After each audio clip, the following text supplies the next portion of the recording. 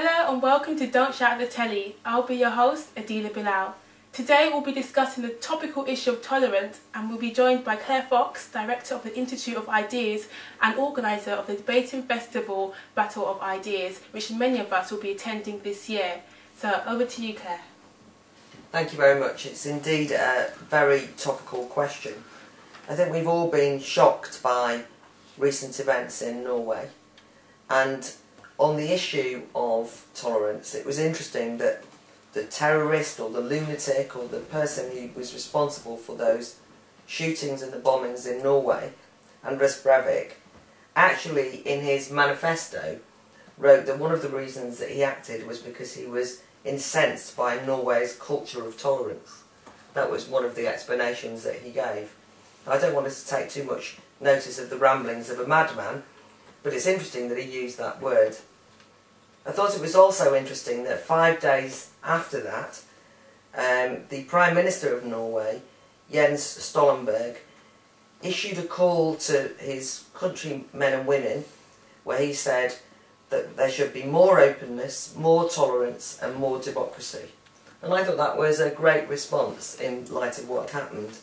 This has been described as Norway's 9/11 or Norway's 7/7. I think that we know that there's been a lot of panicky reactions in the UK and US. I think we should use that example just to remember how difficult it is to be tolerant. I mean, being tolerant really requires a willingness to tolerate views, even people, that one considers to be offensive and to be vile. It means a preparedness to accept that no idea, no view should be beyond question. And it demands of us that we don't panic when hateful or awful things happen, that we don't have clampdowns, we don't use censorship, and that we don't behave in an illiberal way. Post 7/7 in the UK, however, I'm sure that we're all aware that despite the appeals to British tolerance, post 7/7 we've seen a growing increase in intolerant censorship and repression.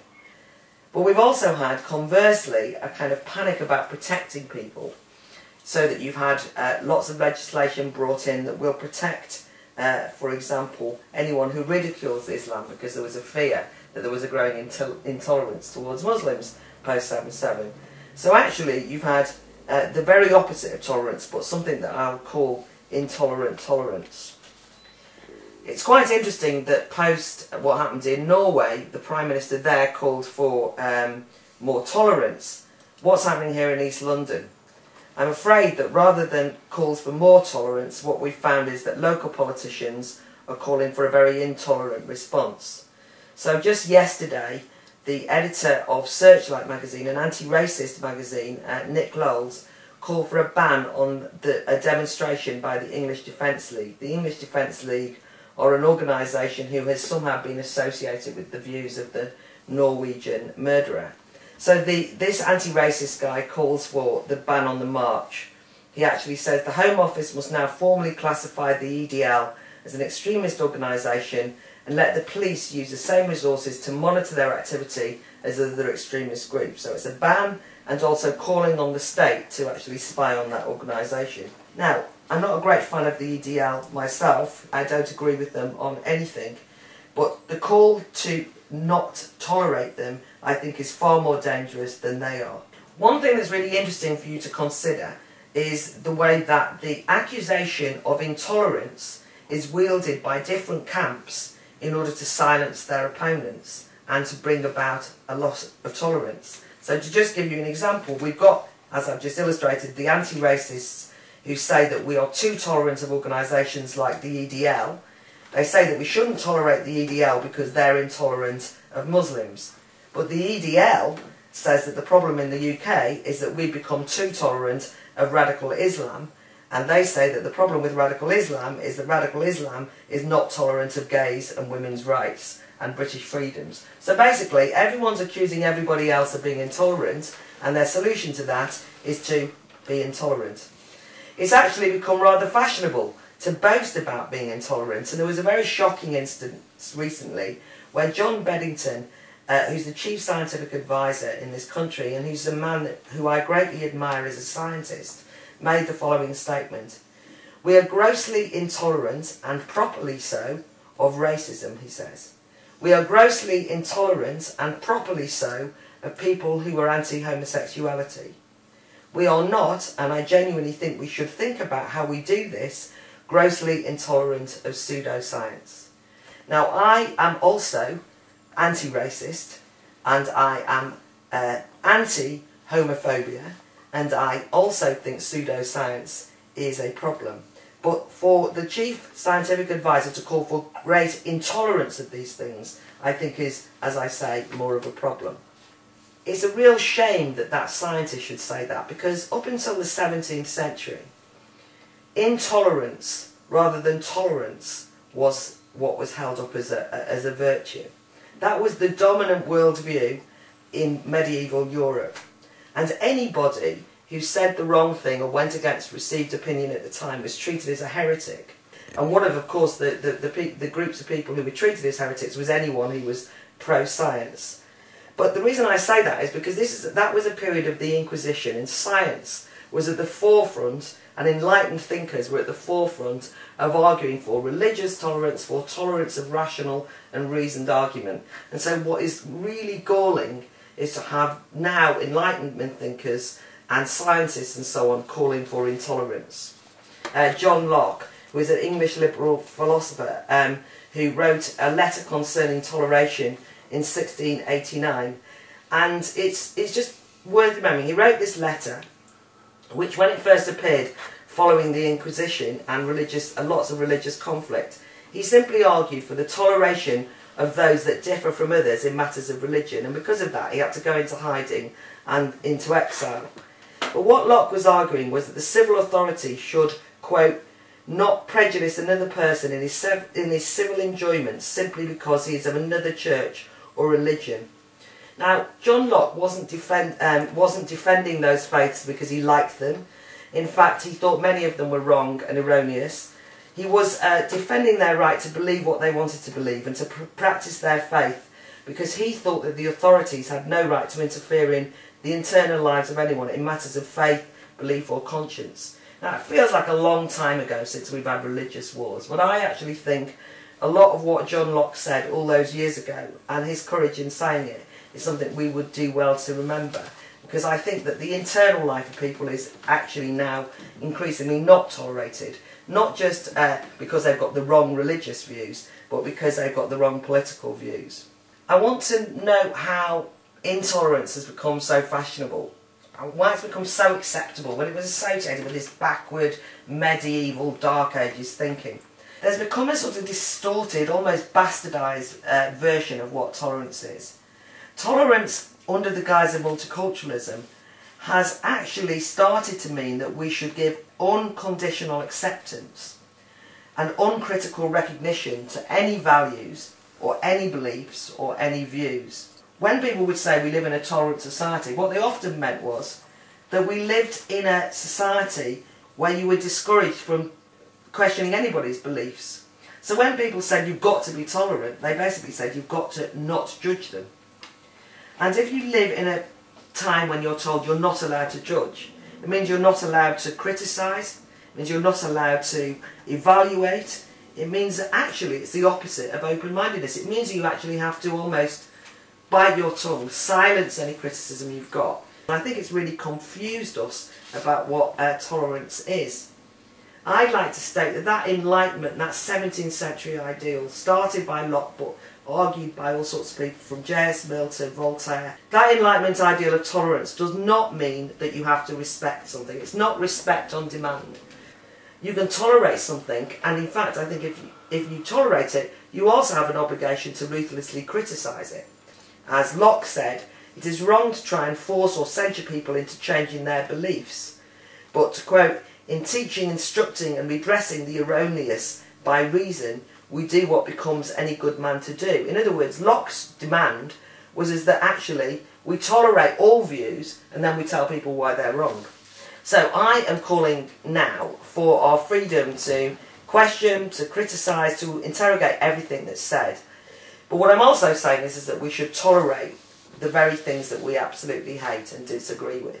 I'm not too clear about this myself, But I was wondering what you think about whether free speech should supersede an individual's right who may become marginalised because of a speaker putting forward their views.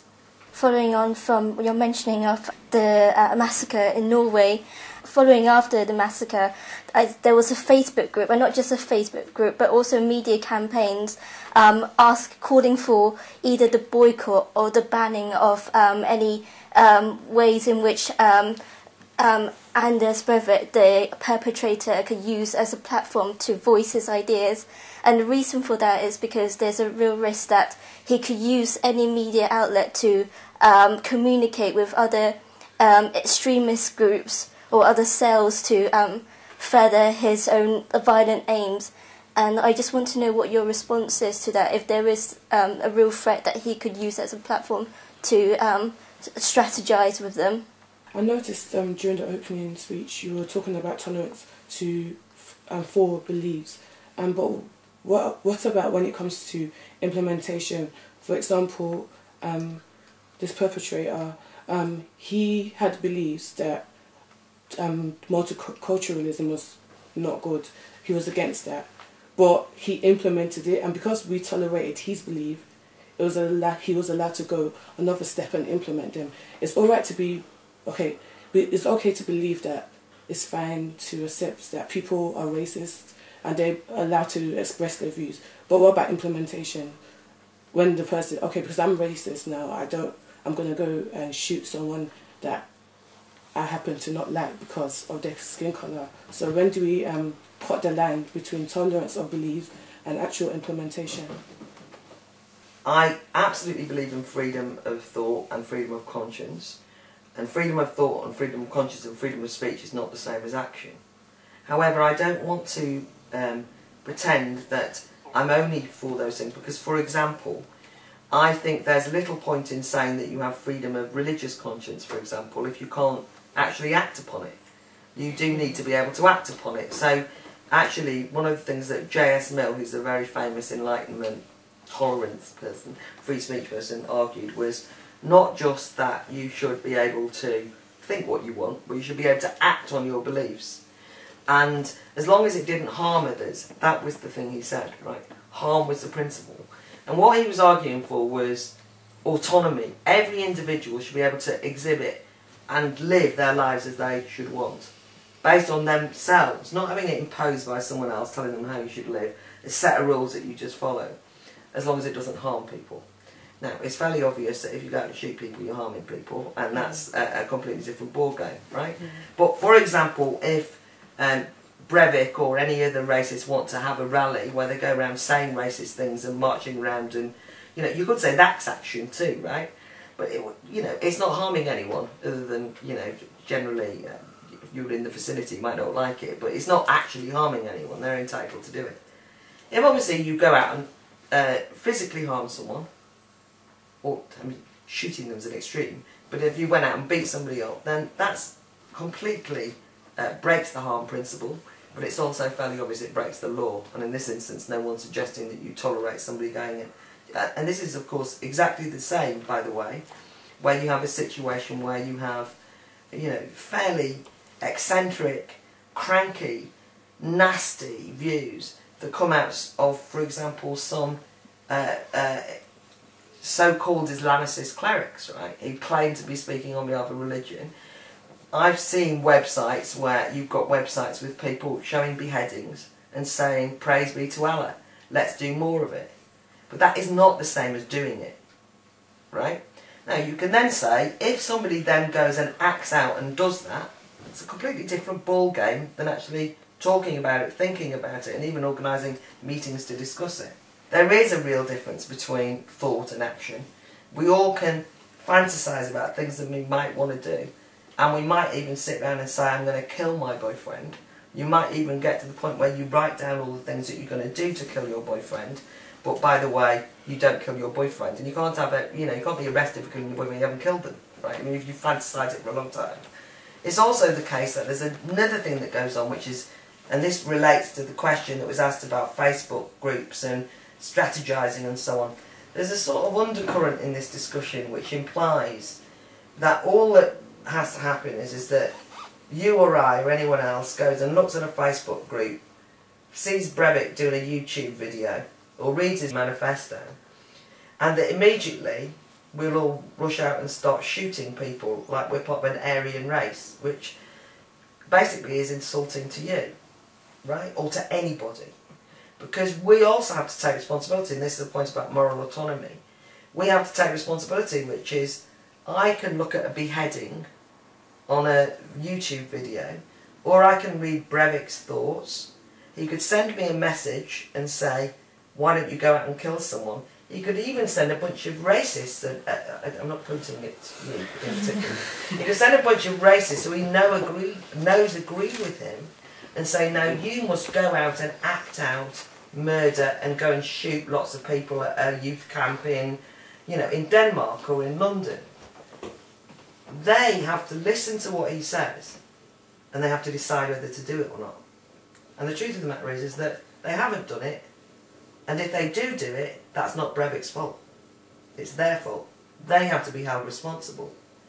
So every time anyone calls for a ban of an idea, it's insulting to all of us, because it assumes that we'll get to see this stuff or hear this stuff and we'll rush out like, you know, like we're animals, that we can't think for ourselves. And then the danger you've always got is who's going to make the decision about what's banned. I definitely agree with what you're saying, Claire, because I think also we need to have more faith in ourselves and trust that we'll actually question those views. For example, if someone reads Breivik's manifesto, for example, to actually stand up and challenge that view, challenge the idea and say, no, I disagree, and that actually there will be more of a public outcry against what he's saying rather than in support of it. And so I think if you look at it in that way, that we all have brains and we can all judge what we see and what we hear, and it's definitely about, are we going to act on that or not? And we obviously, breaking the law and thinking about something and having thought are two different things.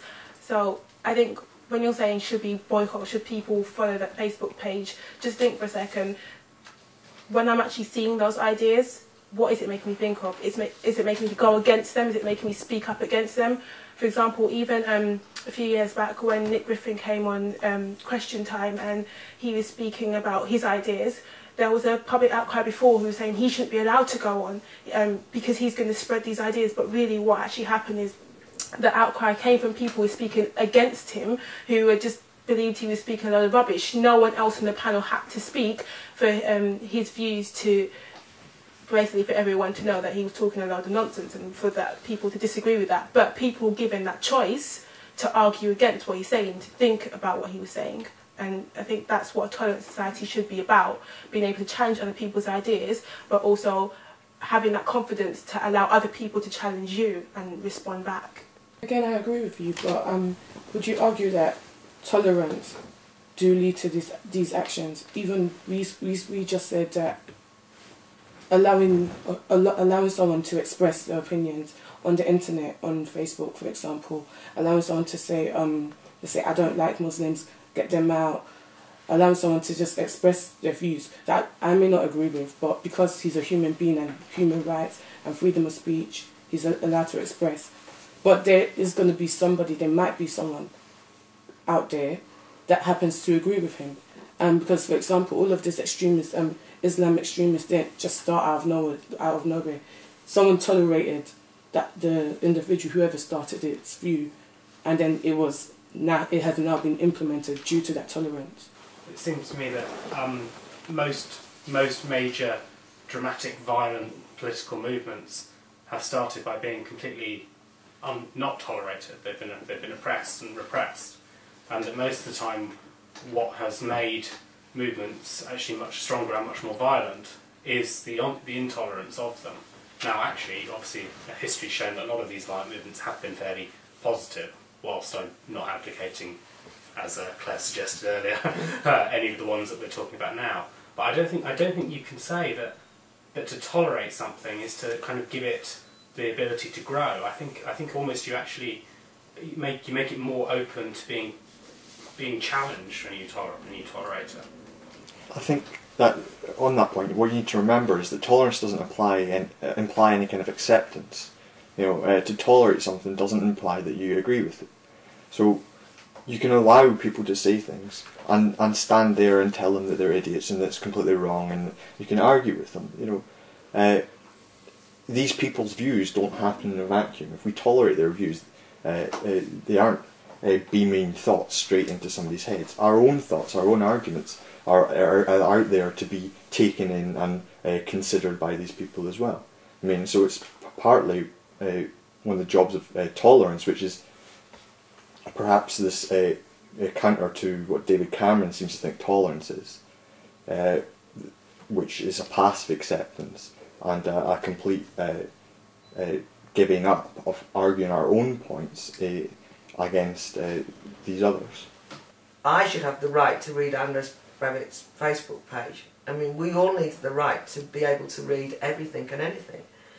But then an interesting thing that you also said was, there's a real problem, which is, say you've got somebody who's got really vile views, and you rightly made the point, there might be somebody else out there who's got really vile views, and then they can all meet on the internet, right? So you then immediately say, so what should we do about those things? Now, it strikes me, if two people in the world have got really vile views, we might not have much of a problem, but if hundreds of them have got really vile views, what should we do about them? I'd suggest that we need to win the argument to defeat those ideas in public. We've got to show people that those views are erroneous, right?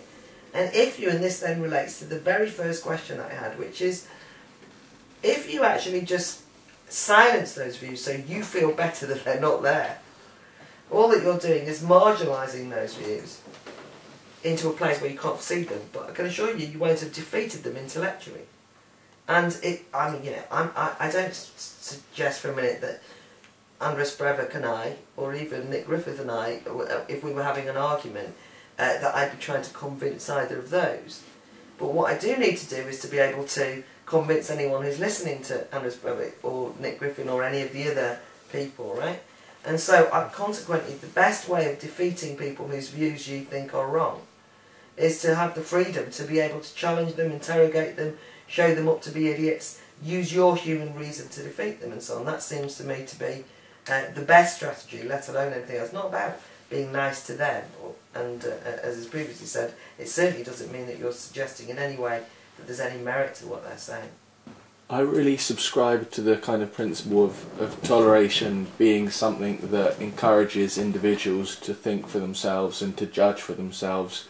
But I think one of the problems that I have with some of what's been said so far is the idea of the kind of harm principle being only related to actual physical violence. Because I do think that despite sticks and stones will break my bones, but words will never hurt me, words can be very kind of powerful tools in hurting people. And so I don't mean to say that and make a victim out of anyone, but I think that's something to think about. And I also think that being able to judge and reason is quite difficult today, and I think it's about the kind of plurality of the information that we get and how we can, what kind of training we've had in our lives being able to critically evaluate these different sources of information and decide which we believe in. And I think a lack of that makes it very difficult to fulfill this kind of reasoned individual that we'd all like to be. In the essay on liberty, John Stuart Mill argued that he was a liberal, and he said that every opinion and belief, even the false one, should be allowed to express in the public. And he also said that a healthy society needs to criticize all these things, all these opinions, and by doing so the false opinion will fall apart from the right one. And well, the question is, does such a tolerant society not only work if we have many individuals or groups who are challenging enough and who are challenging every opinion they disagree with. And my point of view is that we have a lack of such individuals and groups which invest their energy in challenging and discussing all these opinions they don't agree with. I think we have very often the situation that people think for themselves that they don't agree with one opinion, but they don't challenge it in public and they don't speak about it so much. And this lack of conversation and discussion is a problem in the society. I really agree with that. You see, I think we live in a cultural climate where we're in danger of forgetting what it means to express our opinions, because we've almost been sort of trained that it's dangerous to do so. Yeah. Because if you say the wrong thing, you might offend someone. And the funny thing about it is that it's the conformity of a tolerant society, because you're told, what do you mean? If you don't accept gay marriage, you're intolerant, and we're not going to tolerate intolerant bigots like you. If you don't go along with anti-racist politics, you're a racist, and we're not going to tolerate intolerant bigots like you. That's what's said all the time. So I think what's happened is people have lost the habit. They're frightened to speak out, and they do get nervous. However, what I don't think is that you can sort of sit around and wait for, it's like sort of, oh, we've lost the capacity to argue in public, so therefore the conclusion of this is that we should stop people arguing in public because you never know what's going to happen, and we should wait till they're all trained up. I don't know who's going to do the training. First of all, it infantilises us, but it's the very reason why we need to have more open, critical discussion, because that's how you get good at it. Yeah, with the private case, people pick and choose what they want to hear and what they don't want to hear, and I don't think, obviously someone's got to be in charge of like the media and what goes out and what goes in, but people I don't think people understand that people have like different levels of tolerance. Like what I tolerate, someone else might not tolerate it, and I think just people hate freedom of speech and love it at the same time. Like if you want to say, oh, freedom of speech is right, then you have to be prepared for people to say the worst of the worst and other people to say like something you agree with. One of the things you've drawn attention to is if people are allowed to say, I don't want to hear that view, I don't want to hear that view, you've made the point that society is full of millions of people with different levels of what they can feel that they can tolerate. So the problem you've got is you get a subjective decision about what people can say they tolerate.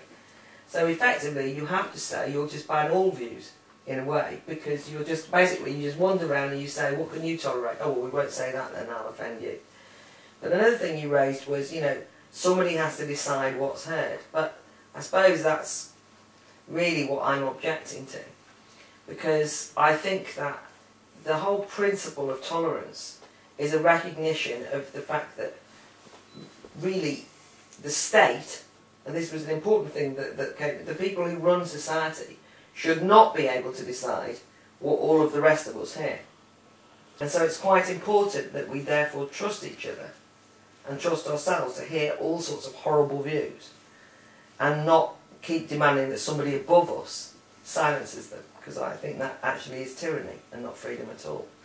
Which is kind of like, we don't trust ourselves to be able to look at the past and not do the things, because like history can repeat itself. Like I think that's why people look to someone higher, because no one stopped Hitler from doing all that he wanted to do. Like, and people always think, like, I think people feel like, well, this is my view again, like people need like leadership. I was just wondering, Claire, can there ever be a consensus about what we as a society can collectively tolerate? I mean, I'm just thinking about the example of this landlady, Susan Wilkinson, who barred two homosexual men into her bed and breakfast. Now, as I understand it, the case was about this lady who used part of her house to open up a bed and breakfast. It's a private business. She's perfectly allowed to do what she wants with it. If we bear in mind the Equality Act of 2010, would you necessarily agree that this piece of legislation which the government put into place safeguards and protects people like Susan Wilkinson who have homophobic views according to their religious belief. I would say that the Equality Act of 2010 is probably the piece of legislation that embodies intolerant tolerance more than anything else, because it effectively says if you don't go along with the norms that we have decided, then you can't have freedom of conscience. I mean, it actually attacks freedom of conscience.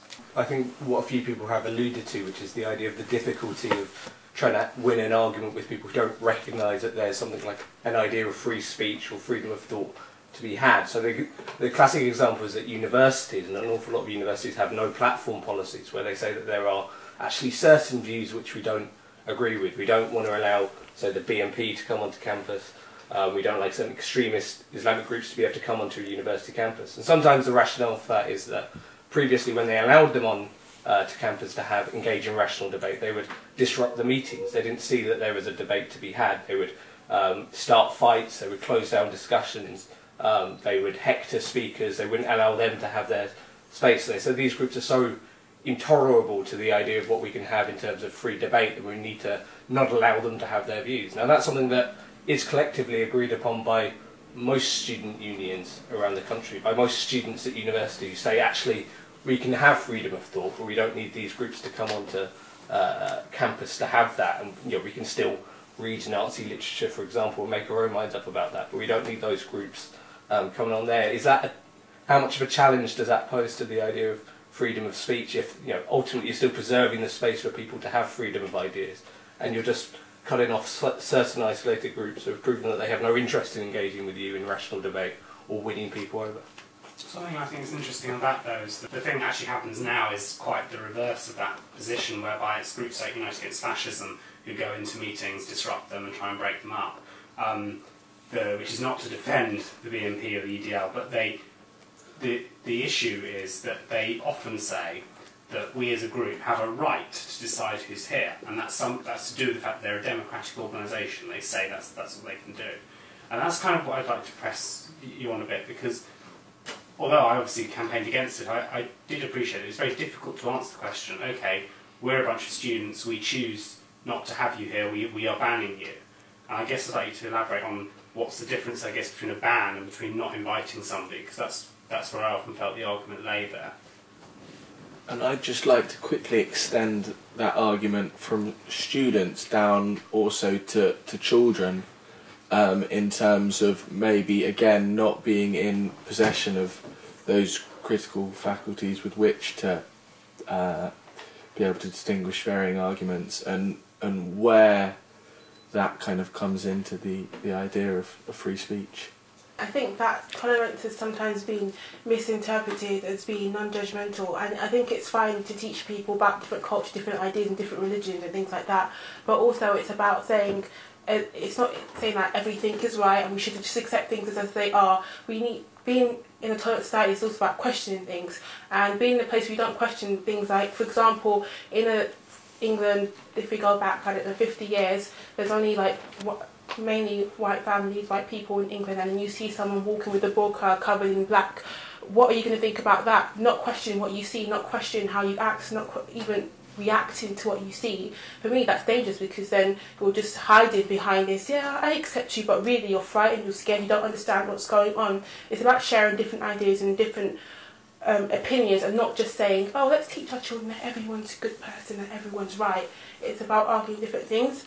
I'm always thinking about groups and not just about individuals, because, for example, when society is very diverse, there are some people, some groups which are not accept tolerance, because they maybe they realize that tolerance is some kind of synonym of weakness, and they think that it would be better to live with a less tolerance, because less tolerance means less chaos, and sometimes these groups can have some strong leaders, and it might be very well organized, and and sometimes, you know, they might think that, for example, if you are tolerant, don't be too tolerant, because if you will be too tolerant, they will climb on your head.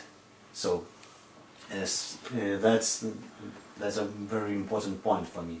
Now, one of the things that's really interesting, because at the Battle of Ideas we're now organising a lot more debates around Europe, and so, you know, if you spend time in Hungary, people will talk about Jobbik, or, you know, there's the rise of, you know, the true Finns in Finland. There's quite a lot of quite nasty looking groups who are very often associated with a kind of right-wing populism, and they often preach intolerance, and they see tolerance as being weak. And the thing that is that tolerance is associated with being weak, but I think that I was trying to only hint at, but it's a call really to you all, to look at the real legacy, or where we got the concept of tolerance from, right? The concept of tolerance is a good few hundred years old. It's actually part of the modern era, and it came out of a struggle against, you know, the Inquisition and heresy, and absolutely no freedom of thought and no freedom of conscience. But unfortunately, in the contemporary modern era, it's become associated with this non-judgmentalism and this ethic, which is weak. I agree it's weak. And it actually says, I'm not prepared to say whether I think your values are lesser than mine. Not prepared to have the argument. And I'm afraid that's given a gap in the market for people who can then associate tolerance with having no opinion and letting anything go, but in a way that's actually not very helpful for society. And therefore, these groups can then make a virtue of intolerance. However, I still want to defend tolerance, right? Because I would say, and actually this refers to some things that other people have raised, I want to go back to something I said at the beginning which you haven't picked me up on. I do think that multiculturalism, which is an ideology, it has watered down and degraded a concept of tolerance. Now, I am for a cosmopolitan society and for a multi-ethnic society, but multiculturalism is different. Multiculturalism actually tells you that you have to give respect on demand to every value, which is to be treated equally, and every decision to be treated equally. So I now go back to our couple who run a bed and breakfast. They have views, they're Christians, they have views about homosexuality. They actually, if they're going to be Christians, have to have those views about homosexuality. It's part of their faith. That's what certain interpretation of Christianity would suggest. You have to do it. So they're acting in their own conscience. I can look at that and say they're bigoted, backward people with the wrong ideas, which I disagree with, right? But I think that it is very dangerous to use the law to enforce them to not be bigoted by saying, you're so intolerant, we're now going to not show you any tolerance. And we're going to stop you in your own home choosing who you should have in it. So the thing that I'm trying to get at is that these days, the only people anyone ever says they're going to be intolerant to are people who are intolerant. I mean, it would be easy. I mean, it's easy to sort of, you know, if everyone was nice and you agreed with them, it'd be fine. So what's happened is that we now say anybody who's a bigot, anyone who's intolerant of somebody else, we will be intolerant to. And I'm saying that's not good enough. That actually destroys the real spirit of tolerance, which is to say, I tolerate the intolerant bigots. The question of, for example, what happens when you have people that you are defending their right to speak, and they come in and start breaking the house down? I still would defend their right to be there. That doesn't mean that I feel under any obligation to invite them. These things are matters of judgment. So it might well be that you say, I don't want the EDL to come and speak at my general meeting as a student union.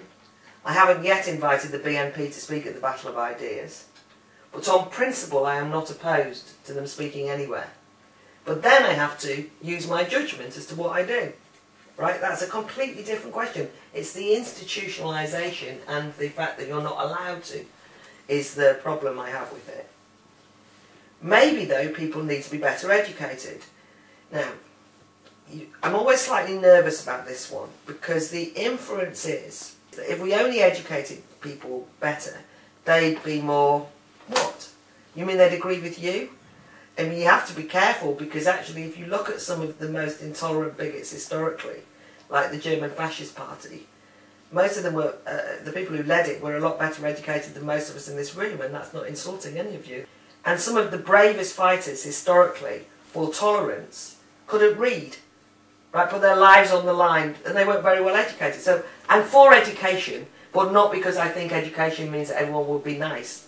You can educate people in all sorts of things, but they can turn out to be all sorts of things. And actually, as somebody who was a teacher, all that you can do is give them as much knowledge as possible, then trust their moral autonomy and see what happens. But that's because you want them to know more. You just always want people to know more. And I'm just nervous because there can be an awful lot of well-educated, ignorant, backward people, and an awful lot of poorly educated, brave, enlightened people. And so you have to remember that point. But I was then, it was then a question, interestingly, about what about children? And I think, you know, you're absolutely right. Children are a particular case because they are not yet fully formed as morally autonomous people. They are developing into that, and society has an obligation to protect and look after them until that time. That's why we don't give 13-year-olds the vote. It's why children shouldn't be held accountable as adults for crimes, even though I'm afraid, you know, and it's a backward step, they often are in this country, but that's wrong. My objection is that when you become an adult, the state treats you like children. And what's happened is that we are being treated like children, as though we're not morally autonomous people, capable of making our own decisions, capable of using our reason and working it out for ourselves. We're treated as though we're 11. The harm principle. What creates harm? One of the biggest challenges to tolerance over recent years has been the expansion of the definition of harm. And the expansion of the definition of harm is so promiscuous that it basically means whatever you subjectively say is harmful to you. You know, you'll sometimes be on a tube, somebody will have their music on loud, you go on tubes and there's nothing worse than cheap aftershave on a tube on a hot day, right? So if we went down my prejudices of what I can tolerate, let me tell you, the world would be a different place, right? So I have got a very low threshold on tolerance, right? Luckily, no one's asking me, because you can see where we'd be. We live in a society with each other, and we have to cope with each other, and there's all sorts of it. And where you just wander around saying, well, I don't like the way you live. Now, we now live in a society where the government has taken it upon itself to think that the harm principle should almost like be coming and asking me what I think I can tolerate on a train on a given day, or whether I like cheap. And there is actually a campaign, by the way, about people wearing perfume and things on trains. There are actually people who say it shouldn't be allowed. There are certainly people who say that you shouldn't be able to have a drink on a train, on a tube train, because somehow this will be harmful, even though it's not harmful for somebody else having a drink on a train. And there is a government that says that I can't even decide whether I harm myself or not. So the harm principle is now not about harming other people. So you have campaigns to stop you eating certain foods, to stop you allowing your children to eat certain foods, and to tell me that as a smoker, I'm harming myself and the state should step in to stop me doing that. So, based on the fact that tolerance was, if you remember, in its original fight of those people who fought for it, was to prove that individuals in a grown-up, modern, enlightened world did not need dictators telling you how to live your life, you know, autocrats, kings. But in a democracy, the whole point was the demos, we as individuals could make our own minds up about how we lived our life, free from the state's interference, unless it was harmful. If you expand harmful into every single thing, then they just have dictatorship back, right? And as to whether it's horrible when somebody calls you a horrible name, says something insulting to you, says, I want all Muslims to be kicked out of the country or worse, shot, or I want all homophobic Christian fundamentalists to be, you know, put in jail for their attitudes, Or if somebody turns around and downright insults you by saying something terrible, I don't expect that you sit there and go, oh, what a lovely person, right? You can either argue back, you can go home and cry, but you have to have a tolerant society where you recognise that you will cope, because I think there is a danger that otherwise you just simply completely sanitise and stifle and close down any sense of freedom. I just want to say something about John Stuart Mills and his idea of tolerance. And I think, well, I feel that there's an underlying presumption that once a erogenous view has been brought out to public and there's been light shed on it and it's been scrutinised properly, then there will be a proper counter to it. But I don't think that's always the case if we look at the example of Nazi Germany. And I think, even though I absolutely agree with tolerance, as a historian, I think that liberal Western democratic views wasn't won through debate and dialogue. I think it was won through military power. And I just want to hear your response to that.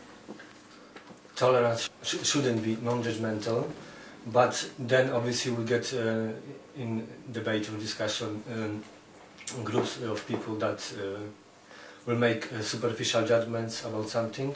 So how can we encourage debate that will go deeper into it, and for example, before making judgments we will try to get to know like a particular culture or religion. People have been raising points about Nazi Germany and been saying that what they needed was a state to sort of step in and stop what happened with Hitler and stop his ability to get going. Well, I think you need to remember some history and remember that it was the president of the state at the time that invited Hitler to become the equivalent of Prime Minister, the Chancellor, and he did it because although he was a traditional sort of old liberal sort of, he'd lost a sense of what he was doing. He was existing in a state that had been completely decimated, and it's because he lost a sense of his own political values, and then the state stepped in and backed Hitler. That's what happened, and that's what happens when you give it to the state to do. I'd just like to raise a point on religion and second society and how religion fits in with the tolerance issue, because I think that's what's made it quite controversial in, for example, the burqa bans in France and Belgium, etc. And also faith schools, especially you have humanists who are strongly against having faith schools because they believe that they're indoctrinating children. And for me, I personally see it as, yes, they may believe that, but if you are living in a tolerant society, then you should be able to have people who can raise their children in a certain way and can allow them to share their religious beliefs and teach that in their schools. But for me, I think that also another principle of tolerant society is having confidence in your own views. And I think for me, perhaps the reason why this has become so topical is because there is no confidence in what British values actually are. And so there's a strong doubt to what other beliefs are and a sort of hatred towards them in a way. So what I'm asking is, do you think that there is a lack of British values, or there's a lack of clarification as to what they are, and do they need to be strengthened? I just wanted to distinguish the difference between passive intolerance and being non-judgmental, because I'm a bit confused about that, because everyone's talked about tolerance in the sense of challenging people, opposing views, or making your views known. So if you're not doing that, would you say that's not tolerance? And in the case of Nazi Germany, I did history for A-level, and for that I feel that passive tolerance played a big part in Nazi Germany. And I do believe that it needs to start from somewhere, that someone needs to challenge a view, and not because I think it's wrong or someone thinks it's right. It's because if someone's not challenged, things escalate, things stay the same, and change is not made. Yeah, I think it's worth making the point, as was alluded to, that things like Nazism and fascism are quite historically specific things which happened at a certain point in history. But it is worth making the point the Nazis were not the first people in Germany at that time to clamp down on freedom of speech or freedom of movement or freedom to protest. That was actually already done pre-existing the Nazis coming into power, to curb terrorism or communists or other groups who it was deemed who threatened the order. It came from a weakness within the German government at the time, which the Nazis then exploited and then took to a fairly extreme degree. So it's also worth bearing in mind that often when people in debates are calling somebody a Nazi, that's a way of shutting them down themselves. Not everyone who holds racist or anti-Semitic views is a Nazi in quite the same way, or a fascist. That's an attempt to say, you think like Hitler, so therefore we can't deal with you. Not everyone who questions attitudes around multiculturalism is necessarily against the idea of having a cosmopolitan society. Somebody asked about values, a very, very important question. British values. For me, I'm a supporter of Western Enlightenment values. Many of them, as it happens, were fought for first in Britain. So that's an accident of geography and history, but true. But Western Enlightenment values simply came from the West, but they are open to everybody in the world. And I defend those, and they are under assault, and that's why I'm making such a fuss about tolerance. The idea that the only way that Western Enlightenment values made any impact on the world was through military adventure and imperialist domination is absolutely not true. That's a misreading of anything. Imperialism has blood all over itself, and this is no apology for what it has done. But some of the greatest anti-imperialist fighters and heroes from all around the world who fought British imperialism tooth and nail and claw learned important things from Western Enlightenment values and took to their hearts every single thing that came out of Western intellectual thinking about tolerance and freedom and a free society. So you cannot discredit one by saying that there was a gun on one side of it. Final thing. Tolerance means taking risks. It means taking risks with yourself. It means taking risks with your fellow men and women. It is actually true that you can choose as autonomous individuals to live in a risk-free world where there are no disputes over any ideas and where we all don't say anything risky, don't think anything risky, and just follow a kind of set book of safe niceties and, consensual, a sanitised world. We could be probably safer, but we wouldn't be free. That's it, right? That is totalitarian society. Smash out the capacity of us to be human. And if you want to live like that, then that is also an option. Some people actually argue it's better. That's what totalitarian regimes say. You'll have nothing to worry about. We'll take care of you as a state. You never have to think about anything again. Don't bother reading books. Don't worry about the difficulties of an argument. Don't worry that someone might insult you. We'll never let that happen. You'll be safe and cosseted. But I would suggest that you wouldn't be human. And what you would do is you join a freedom liberation movement any day soon, and then you fight for real tolerance. And that's why I think that tolerance is important, because I don't want to be treated like a child in a totalitarian state. And I'm afraid that contemporary Britain espouses too many of those dangerous illiberal, censorious ideas in the name of tolerance and the multiculturalist sense, and increasingly just by saying we're not going to tolerate the intolerant. So watch out for that. I'm afraid that's all we've got time for, but I'd like to thank Claire Fox for her speech today and her input into the debate.